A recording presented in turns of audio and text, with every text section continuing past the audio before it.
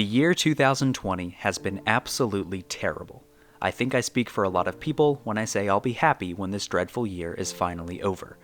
One of the more overlooked aspects of 2020 is the way that sports hasn't been there for people when they've needed it the most. Normally, when life becomes bleak or people are faced with great tragedy, sports are a way for people to cope and to heal. In March, all the sports in the world came to a halt and did not resume for months. People haven't had the practice or the spectacle of sports to distract themselves from the harsh reality of life this year. And even when sports returned, it wasn't the same at all. No fans packing the stands, no watch parties with friends, no mobbing the streets when a great victory is won. Although some might see that as a positive.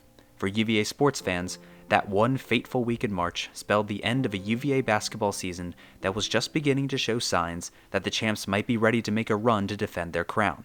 The Hoos were winners of 11 of their final 12 games, and 8 straight to end the regular season, including victories over Florida State, Duke, and Louisville, and earned the 2 seed heading into the ACC tournament. But, as we all know, the ACC tournament was canceled the morning of Virginia's quarterfinal game, followed by March Madness a few days later, and the season was over. We did not get to see the 2020 Cavaliers bring their 8-game winning streak into the postseason, defend their title in the NCAA tournament, or get a chance to send the seniors Mamadi Diakite and Braxton Key out on top. And even though UVA Sports have returned, it doesn't quite feel the same, without tens of thousands of fans rocking Scott Stadium or roaring in John Paul Jones Arena after a shot clock violation. However, this year ought to make us grateful for what we do have, especially what we as UVA fans got to experience in 2019. We need look no further than Tony Bennett for some perspective. I was thinking, gosh, what if this was the previous year? What if our tournament got canceled, especially coming off of the previous year before that? You kind of know when you've got a team that has that chance, especially at the end of the year, like we can win this thing, we can get there. That was a hard reality for some of those teams. I felt bad for a lot of those guys, Bennett said in an article in The Athletic. As always, Tony Bennett makes a great point. Teams like the San Diego State Aztecs, Baylor Bears, Dayton Flyers, Gonzaga Bulldogs, and Florida State Seminoles, who are primed for deep tournament runs and had some of their best teams in program history, never had the opportunity to make a run at their first national championship.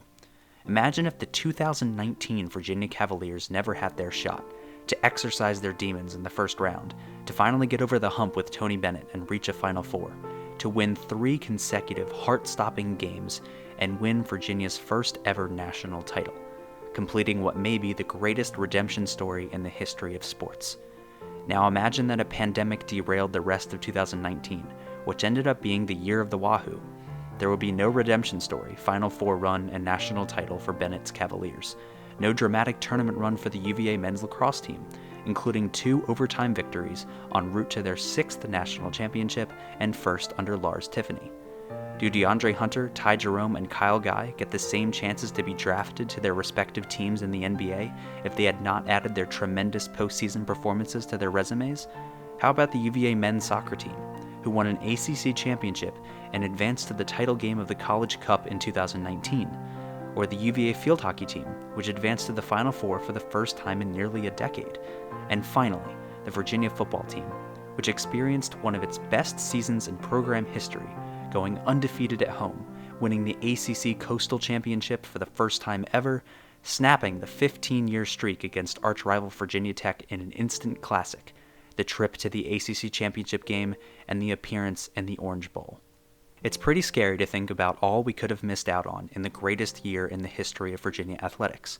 We are very fortunate to have been able to experience the many highs of 2019, and we are fortunate now to be able to enjoy UVA athletics and sports in general in the midst of a pandemic, and we salute the athletes, coaches, and staff who are making tremendous sacrifices to be able to play. Here's to hoping we can thank all of them by cheering them on in person in 2021. Happy New Year, everyone.